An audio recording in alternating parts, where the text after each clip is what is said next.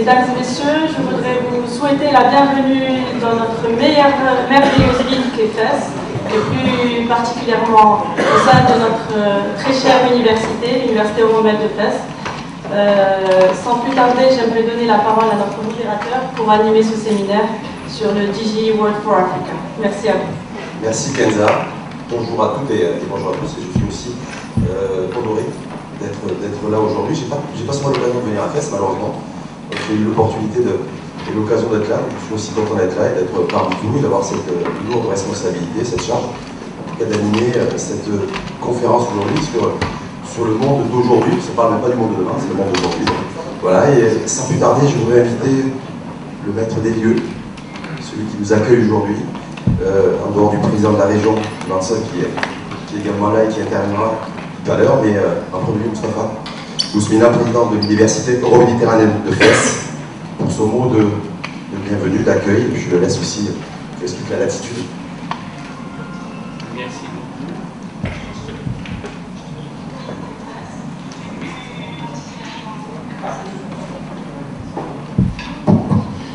Voilà, monsieur le chancelier de l'Université Euro-Méditerranéenne de Fès, monsieur Mohamed Koudbaj, ancien conseiller de Sa Majesté, plusieurs fois ministre, monsieur le président de la région Fès-Meknès, également plusieurs fois ministre, monsieur le secrétaire général du ministère de l'Habitat, de l'aménagement du territoire et de la politique de la ville, monsieur l'ambassadeur de la Pologne, monsieur le consul général de France,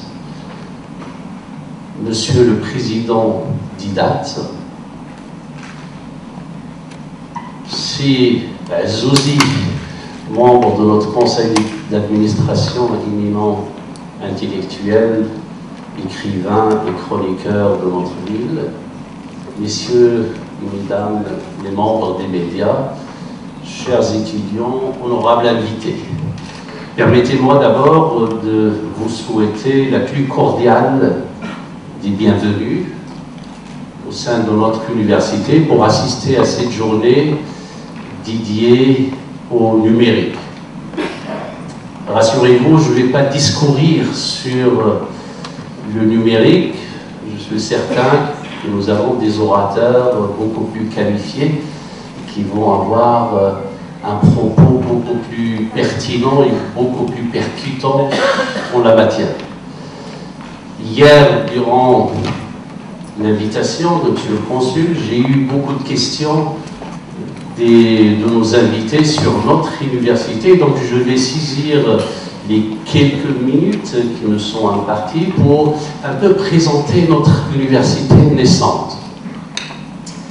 La création de cette université émane d'une initiative royale pour instaurer à Fès un cadre académique, culturel, intellectuel, promouvant le dialogue interculturel, l'échange et la coopération entre les deux rives de la Méditerranée, et ainsi perpétuant la tradition ancestrale de cette ville qui abrite actuellement la plus ancienne université du monde et toujours en activité, l'université Al-Qarawiyyin, fondée au IXe siècle par une femme.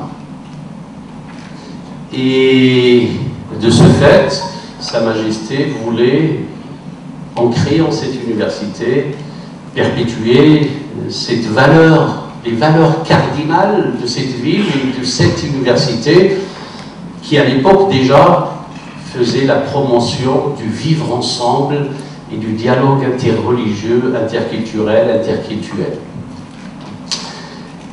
Permettez-moi de vous présenter en quelques minutes notre université. Cette université qui se veut être une plateforme accueillant en son sein différentes cultures, différentes nationalités, et actuellement, à peu près, nos enseignants-chercheurs sont issus de plus de 15 nationalités différentes, aussi bien du Nord que du Sud. Nos étudiants sont issus, bien évidemment, du Maroc, mais pas uniquement, aussi de l'Europe et de l'Afrique subsaharienne. Nous avons des formations aussi bien en sciences humaines et sociales Nous avons une faculté de sciences humaines et sociales, un institut des sciences politiques et juridiques, un institut des langues, mais aussi en ingénierie, nous avons une faculté d'ingénierie, une école d'ingénieurs INSA Euroméditerranée co-créée avec le groupe des 6 INSA de France, une école de génie civil, une business school, une école d'architecture, de design et d'urbanisme, et nous sommes en train de mettre en place, et je salue Monsieur le gouverneur, voilà, et Monsieur le secrétaire général aussi de mon aéroport qui est avec nous, et Monsieur l'ancien président de la CGM, Monsieur Horami, qui est le PDG de HPS également. Et nous avons aussi une école d'architecture, et nous sommes en train de mettre en place des formations concernant le pôle santé et le pôle des sciences médicales. Mais permettez-moi en quelques minutes, et je ne vais pas prendre beaucoup de temps, pour vous expliquer un peu qu'est-ce qui fait que notre université est un peu différente de l'existant. Ça ne veut pas dire que nous faisons mieux que les autres, mais nous avons quelque chose qui est caractéristique à notre université, qui nous permet d'être différenciés par rapport à l'existant. Outre les formations techniques, nous avons défini un socle basé sur 7 piliers qui, in fine, va donner aux étudiants non pas uniquement des compétences techniques, mais qui donne aux étudiants un profil, une saveur euro-méditerranéenne. Et permettez-moi d'énumérer rapidement ce socle qui contient 7 piliers. Le premier pilier, c'est le multilinguisme. Tous les étudiants d'université doivent maîtriser au moins 2 langues en plus de leur langue maternelle. Concrètement, en plus du français et de l'anglais, ils doivent maîtriser un certain niveau d'autres langues, l'espagnol, l'italien et autres. Et ceci de la première année jusqu'au doctorat. Sachant qu'un certain nombre de cours sont donnés entièrement en anglais, nous sommes en train de mettre en place des programmes en entier qui soient donnés en anglais. Le deuxième pilier, c'est le multiculturalisme. Des cours sur l'histoire, les civilisations euro-méditerranéennes, le patrimoine commun et la philosophie, pour forger chez les étudiants l'esprit de rationalité, l'esprit critique, qui nous manque en ce moment dans un monde où on voit la profusion des idéologies de radicalisation, de terrorisme, des replis identitaires, mais également la distillation d'un certain nombre de discours de racisme, de xénophobie, d'ostracisme et de rejet de l'autre. Nous pensons que ce cours est extrêmement important pour, in fine, former non pas simplement des experts, des techniciens, mais des citoyens, avec des valeurs de citoyenneté, des valeurs de civisme et des valeurs universelles de démocratie, de vivre ensemble. Le troisième pilier, ce sont des cours sur l'entrepreneuriat, l'innovation et la communication, donnés bien sûr par les professeurs de l'université, mais également par des intervenants issus du milieu industriel et socio-économique. Le quatrième pilier, c'est une mobilité internationale obligatoire pour tous les étudiants. Pour les étudiants qui sont inscrits dans un programme de 5 ans, ils doivent faire minimum 1 an dans un pays, 6 mois dans un 3e pays, et ainsi ils découvrent d'autres façons de faire, d'autres modes de vie, d'autres façons d'appréhender le monde dans lequel on vit. 5e pilier important, c'est une implication sociale à la fois de l'université et des étudiants. Tous les étudiants ont un projet des stages avec des modules crédités, avec un impact social et pourquoi pas sociétal. 6e pilier, c'est l'aspect environnemental et développement durable avec des cours à la fois techniques, mais aussi juridiques, mais aussi managériels sur l'aspect de développement durable. Pour qu'in fine, quand les lauréats auront des responsabilités demain auront tous les outils de respect de la nature et de respect de notre environnement. Et le 7e pilier, je l'ai laissé exprès vers la fin, c'est une utilisation massive des technologies de l'information et de communication, sachant que l'ensemble de l'université est câblé via la fibre optique et est doté de toutes les nouvelles technologies en matière de communication, en matière du digital et en matière du numérique. La rentrée prochaine, toutes les salles de classe, ils ont des écrans interactifs parce que le monde évolue à une vitesse vertigineuse alors que notre monde académique, nous sommes en train de continuer à enseigner avec des méthodes que je qualifierais de Cro-Magnon, de l'époque des Cro-Magnons, de l'époque de l'Australopithèque.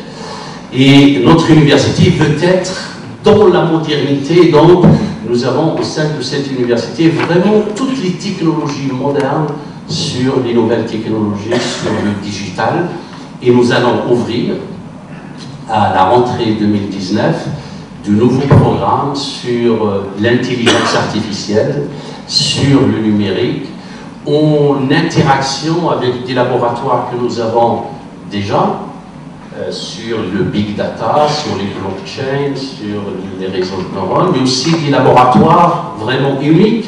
Et j'inviterai nos invités, s'ils ont le temps, de visiter notre laboratoire sur l'impression 3D. C'est vraiment un laboratoire unique dans la région et qui utilise toutes les technologies modernes, et nous aimerions faire une interface entre cette intelligence artificielle avec les nanotechnologies. Nous avons beaucoup de chercheurs qui font de la haute voltige dans le domaine des nanotechnologies, mais aussi avec l'impression 3D et avec toutes les technologies numériques. J'aimerais, pour terminer, remercier Monsieur le Président de la région pour le soutien à la fois logistique et financier pour l'organisation de cette journée. Et j'aimerais également remercier l'ensemble des personnes qui ont organisé cette journée. D'abord les personnes didates, Madame Barr et toute son équipe, et chez nous, beaucoup de personnes, Monsieur le Secrétaire Général, le directeur de communication chez nous, mais aussi une femme, que je qualifie, je vais la qualifier en marocain. C'est un rajouns, ça veut dire dans notre dialogue, dans notre langage marocain, on dit un homme et demi. C'est Kenza Zarrou. J'aimerais vraiment qu'on l'applaudisse très fort. Merci, Président. Je vais tout de suite appeler notre président, en l'occurrence qui est président de région, Fès Meknès, comme l'a rappelé Moustapha Bousmina, qui a été également ministre à plusieurs reprises. Mohamed Ansar, président du conseil régional de la région de Fès Meknès.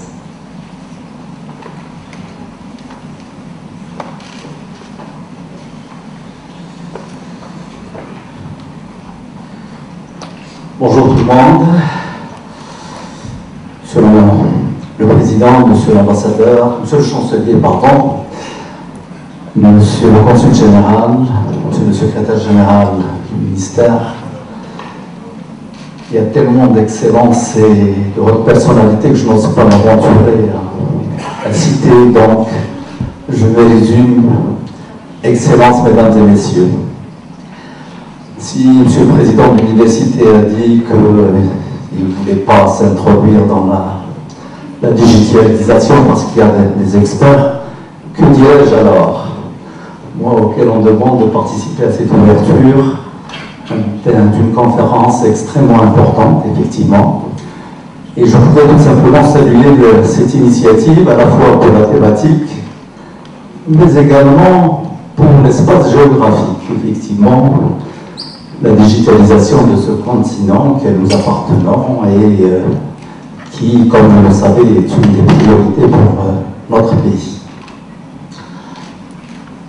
Ce que je voudrais vous dire ce matin, c'est des évidences, tout simplement. Aujourd'hui, dire que la numérisation s'impose partout dans le monde est une vérité de la palisse. Je pense qu'effectivement, c'est visible à l'œil nu aujourd'hui. Effectivement, la digitalisation est un peu partout. Avec des disparités, bien sûr. Tout le monde n'est pas au même niveau, mais je ne pense pas qu'il y ait un seul pays, même le continent auquel on s'adresse. J'ai regardé les chiffres pas plus tard qu'hier. Effectivement, il y a des retards à combler, il y a des retards à rattraper, mais aujourd'hui, effectivement, le fait est là. Au Maroc, vous savez que nous, les autorités, comme les pouvoirs publics, se sont engagés résolument en développant ce qu'on appelle aujourd'hui l'e-administration, l'e-government, l'économie numérique, et effectivement, c'est des choses qui ont l'air d'avancer assez bien. L'ennui, c'est que nous vivons un paradoxe. Parce qu'on peut se poser la question, est-ce que ce n'est pas resté cantonné uniquement au niveau central, au niveau des superstructures, au niveau de quelques grandes villes, mais pas toutes les grandes villes? Oui et non. Oui, c'est la vérité, c'est ça qu'il y a aujourd'hui. On ne peut pas dire effectivement que dans les espaces ruraux de la région de Fès-Meknès, la numérisation est très avancée. Mais quand on regarde l'introduction du smart téléphone, quand on regarde les ordinateurs, quand on regarde tous ces jeunes, quel que soit le niveau d'instruction et l'usage qu'ils font effectivement des nouvelles technologies, on peut se poser la question, mais il y a quelque chose qui ne va pas. Oui, c'est l'usage qui ne va pas, parce qu'aujourd'hui l'usage est beaucoup plus ludique, beaucoup plus personnel, et c'est là effectivement qu'il faudrait changer les choses. Parce que les territoires doivent être impliqués. Les territoires, aujourd'hui, même à leur corps défendant, vont se voir effectivement imposer cette numérisation, donc il vaut mieux qu'ils prennent les devants et qu'ils y aillent. Pourquoi? C'est très simple, effectivement, là aussi c'est une évidence. La numérisation change énormément les comportements, change les méthodes de travail. On peut se poser la question, ouais, vous savez, le vieux de 65 ans qui est dans le doigt en haut, est-ce que réellement c'est d'un apport pour lui, est-ce qu'il va s'y engager? Ben oui, on a eu ce genre de réaction et de réflexion à chaque fois qu'on voulait introduire quelque chose effectivement de nouveau dans la société. J'ouvre une parenthèse et je la ferme tout de suite. Quand il a fallu commencer à mettre, vous parliez effectivement de Cro-Magnon, bon, ça fait à peine 20 ans, mais c'est Cro-Magnon, quand on voulait mettre les cabines téléphoniques dans les rues, oh mais tout le monde va passer ça, mais vous êtes fous, mais effectivement, il y a de la classe. Ça a duré 6 mois, 1 an, après, les gens se sont habitués, et l'usage aujourd'hui qui est fait même dans les campagnes est énorme. Or, effectivement, c'est les campagnes qui ont besoin aujourd'hui, c'est dans le rural qu'on a besoin le plus, effectivement, de cela. C'est le petit agriculteur qui cultive dans sa montagne, qui veut vendre ses produits, qui n'a pas les moyens et les capacités de venir dans la grande ville, d'amener sa marchandise. Effectivement, imaginez si le matin il reçoit sur sa tablette, son ordinateur, on lui demande qu'est-ce qu'il a, qu'est-ce qu'il la commande et s'il peut la satisfaire. C'est effectivement celui qui loge l'habitant également dans le doigt, on demande si la chambre est libre, s'il peut y aller, c'est la télémédecine, c'est la formation, Donc effectivement, il y a des avantages énormes à retirer de tout cela. Si on ajoute à cela effectivement sur le plan humain, la cassure de la solitude, les liens que ça peut créer entre effectivement personnes d'un certain âge et vivant seules, eh bien, on s'aperçoit tout de suite que les avantages sont énormes. Alors tout ceci, effectivement, je ne le dis pas pour rappeler, je le répète encore, des choses qui sont assez bien connues chez tout le monde, mais c'est pour tout simplement dire qu'aujourd'hui, les territoires et les régions qui constituent, à mon sens, un bon espace, ni trop grand, ni trop petit, qui peuvent jouer un rôle effectivement dans l'impulsion de cette numérisation territoriale sont intéressés. En tout cas, la région de Fès-Meknès est très intéressée et nous avons eu l'occasion d'en discuter avec les gens de l'IDA, avec M. Jean Moulin, avec d'autres. Nous sommes intéressés, mais il y a un petit problème. Il faut d'abord qu'on sache qu'est-ce que nous avons, où nous en sommes. On ne sait pas encore sur la région, qu'est-ce qu'il y a exactement. Donc il faut effectivement commencer par le commencement. Il faut diagnostiquer, il faut regarder où nous en sommes, qu'est-ce que nous avons, où nous voulons aller, parce que ça aussi c'est dangereux. C'est dangereux de vouloir à tout prix prendre et coller des schémas sur quelque chose qui existe. Il faut voir quels sont les besoins réels, comment on peut effectivement s'adapter, comment on peut avancer. Et aujourd'hui, si je suis ici, c'est effectivement pour réaffirmer cette volonté de la région de pouvoir s'impliquer. Nous sommes demandeurs, nous devons avoir un plan directeur, un schéma régional de numérisation qui viendra compléter d'autres schémas sectoriels sans lesquels l'aménagement du territoire, effectivement, ne serait qu'un leurre. Il faut effectivement que nous agissions dans un contexte complet.